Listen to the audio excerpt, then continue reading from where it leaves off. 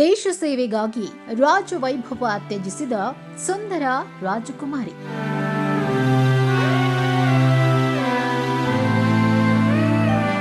ನಮಸ್ಕಾರ ಸ್ನೇಹಿತರೆ. ಒಂದೆಡೆ ಐಷಾರಾಮಿ ಅರಮನೆ, ಮತ್ತೊಂದೆಡೆ ಕಠಿಣ ಸೈನಿಕ ಜೀವನ. ಚಿನ್ನದ ಕಿರೀಟ ಧರಿಸಬೇಕಿದ್ದ ರಾಜಕುಮಾರಿಯೊಬ್ಬಳು ಇಂದು ಹೆಗಲ ಮೇಲೆ ಬಂದೂಕು ಹೊತ್ತು ದೇಶ ಸೇವೆಗೆ ಸಜ್ಜಾಗಿದ್ದಾಳೆ. ಹೌದು, ಡೆನ್ಮಾರ್ಕ್ನ ರಾಜಕುಮಾರಿ ಇಸಬೆಲ್ಲಾ ಕೈಗೊಂಡಿರುವ ಈ ನಿರ್ಧಾರ ಇಂದು ಇಡೀ ವಿಶ್ವದ ಗಮನ ಸೆಳೆದಿದೆ. ಸಾಮಾನ್ಯವಾಗಿ ರಾಜಮನೆತನದ ಸದಸ್ಯರು ರಾಜಕೀಯ, ಸಾಮಾಜಿಕ ಕಾರ್ಯಕ್ರಮಗಳಲ್ಲಿ ಮಾತ್ರವೇ ಕಾಣಿಸಿಕೊಳ್ತಾರೆ. ಆದರೆ ಇಸಬೆಲ್ಲಾ ಎಲ್ಲರ ನಿರೀಕ್ಷೆಗಳನ್ನ ಮೀರಿ ದೇಶದ ರಕ್ಷಣೆಗೆ ನೇರವಾಗಿ ಸೈನಿಕ ತರಬೇತಿ ಪಡೆಯಲು ಮುಂದಾಗಿದ್ದಾರೆ. ಬರೋಬ್ಬರಿ 11 ತಿಂಗಳ ಕಠಿಣ ಸೈನಿಕ ತರಬೇತಿಯನ್ನು ಆರಂಭಿಸಿರುವ ಇಸಬೆಲ್ಲಾ ಡೆನ್ಮಾರ್ಕ್ ರಾಜಮನೆತನದ ಇತಿಹಾಸದಲ್ಲೇ ಪೂರ್ಣಾವಧಿಯ ಸೈನಿಕ ಸೇವೆಗೆ ಸೇರ್ಪಡೆಯಾದ ಮೊದಲ ಮಹಿಳೆ ಎಂಬ ಹೆಗ್ಗಳಿಕೆಗೂ ಪಾತ್ರರಾಗಿದ್ದಾರೆ. ಹೈಸ್ಕೂಲ್ ಶಿಕ್ಷಣ ಪೂರ್ಣಗೊಂಡ ಕೆಲವೇ ವಾರಗಳಲ್ಲಿ ಅವರು ಗಾರ್ಡ್ ಹುಸ್ಸಾರ್ ರೆಜಿಮೆಂಟ್ಗೆ ಸೇರ್ಪಡೆಯಾದರು.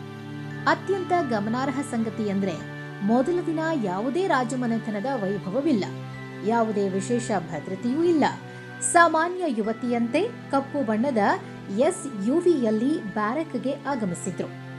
ಸಡಿಲ ಜೀನ್ಸ್, ಸರಳ ಜಾಕೆಟ್, ಬೆನ್ನಿಗೆ ಬ್ಯಾಕ್ ಪ್ಯಾಕ್, ಕೈಯಲ್ಲಿ ಒಂದು ಸಣ್ಣ ಪರ್ಸ್.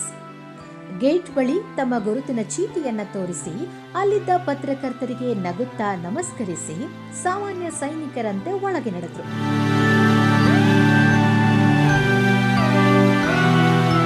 ಈ ದೃಶ್ಯವೇ ಈಗ ಸಾಮಾಜಿಕ ಜಾಲತಾಣಗಳಲ್ಲಿ ಲಕ್ಷಾಂತರ ಜನರ ಮೆಚ್ಚುಗೆಗೆ ಪಾತ್ರವಾಗಿದೆ.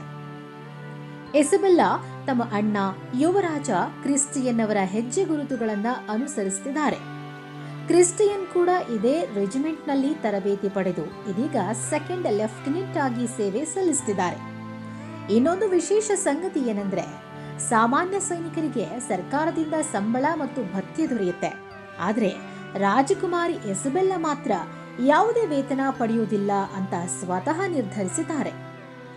ಸೈನಿಕ ಸೇವೆಯ ಅವಧಿಯಲ್ಲಿ ತಮ್ಮ ಪೋಷಕರು ನೀಡುವ ಆರ್ಥಿಕ ನೆರವಿನಲ್ಲೇ ಬದುಕಲು ಅವರು ತೀರ್ಮಾನಿಸಿದ್ದಾರೆ. ಇದು ಕೇವಲ ರಾಜಕುಮಾರಿಯೊಬ್ಬಳ ವೈಯಕ್ತಿಕ ನಿರ್ಧಾರವಲ್ಲ, ದೇಶಕ್ಕಾಗಿ ಸೇವೆ ಸಲ್ಲಿಸುವುದು ಗೌರವ, ಹಣಕ್ಕಾಗಿ ಅಲ್ಲ ಎಂಬ ಬಲವಾದ ಸಂದೇಶವೂ ಆಗಿದೆ. ಇದೀಗ ಪ್ರಶ್ನೆ ಏನೆಂದರೆ, ಡೆನ್ಮಾರ್ಕ್ ಈ ಮಟ್ಟಿಗೆ ಸೈನ್ಯವನ್ನ ಯಾಕೆ ಬಲಪಡಿಸ್ತಾ ಇದೆ ಅನ್ನೋದು. ಉಕ್ರೇನ್ ಯುದ್ಧ, ಆರ್ಕ್ಟಿಕ್ ಪ್ರದೇಶದಲ್ಲಿ ಹೆಚ್ಚುತ್ತಿರುವ ಉದ್ವಿಗ್ನತೆ ಹಾಗೂ ಯುರೋಪಿನ ಭದ್ರತಾ ಸವಾಲುಗಳ ಹಿನ್ನೆಲೆ ಡೆನ್ಮಾರ್ಕ್ ತನ್ನ ರಕ್ಷಣಾ ವ್ಯವಸ್ಥೆಯನ್ನು ಮತ್ತಷ್ಟು ಬಲಪಡಿಸುತ್ತಿದೆ. 2024ರಿಂದ ಮಹಿಳೆಯರಿಗೂ ಕಡ್ಡಾಯ ಸೈನಿಕ ಸೇವೆಯನ್ನ ಜಾರಿಗೊಳಿಸಲಾಗಿದ್ದು, 4 ತಿಂಗಳಿದ್ದ ಸೇವಾ ಅವಧಿಯನ್ನ ಈಗ 11 ತಿಂಗಳಿಗೆ ವಿಸ್ತರಿಸಲಾಗಿದೆ. ಈ ವಾರವೇ ಸುಮಾರು 1600 ಹೊಸ ಯುವಕರು ಸೈನಿಕ ಸೇವೆ ಆರಂಭಿಸಿದ್ದು, ಶೀಘ್ರದಲ್ಲೇ ಕೆಲವು ಹೊಸ ಸೈನಿಕರನ್ನ ಮೊದಲ ಬಾರಿಗೆ ಗ್ರೀನ್ಲ್ಯಾಂಡ್ಗೂ ನಿಯೋಜಿಸಲಾಗ್ತಿದೆ. ರಾಜಮನೆತನದ ಐಷಾರಾಮಿ ಬದುಕನ್ನ ಬಿಟ್ಟು ದೇಶ ಸೇವೆಯ ದಾರಿಯನ್ನ ಆಯ್ಕೆ ಮಾಡಿಕೊಂಡಿರುವ ರಾಜಕುಮಾರಿ ಇಸಬೆಲ್ಲಾ ಇಂದು ವಿಶ್ವದ ಅನೇಕ ಯುವ ಜನತೆಗೆ ಸ್ಫೂರ್ತಿಯಾಗಿದ್ದಾರೆ. ರಾಜಮನೆತನದ ಸದಸ್ಯರು ಕೂಡ ಸಾಮಾನ್ಯ ನಾಗರಿಕರಂತೆ ಸೈನಿಕ ಸೇವೆ ಮಾಡುವುದು ಉತ್ತಮ ಸಂಪ್ರದಾಯವೇ? ನಿಮ್ಮ ಅಭಿಪ್ರಾಯವನ್ನ ಕಾಮೆಂಟ್ನಲ್ಲಿ ತಿಳಿಸಿ. ಧನ್ಯವಾದಗಳು.